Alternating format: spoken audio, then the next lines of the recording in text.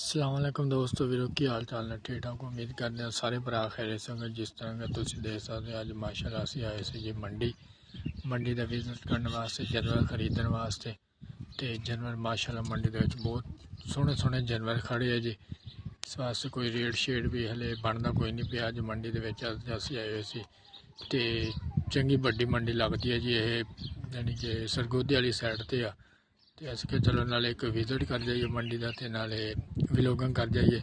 अगर तुहानू मेरा विलोग अच्छा लगा करे लाइक शेयर जरूर करके जाया करो, फॉलो करके जाया करो।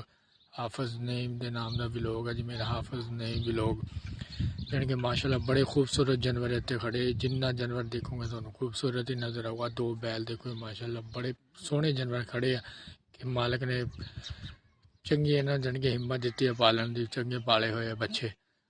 अल्लाह पाक जी इन्हों के रेट लग जान तो मंडिया वाले बड़े परेशान है जी। तो पेट्रोल की वजह तो कोई जानी कि इन्हों रेट शेट नहीं लगते, पर चंगी वड्डी मंडी है। तो सारे भरावां वेलकम हो गया जी।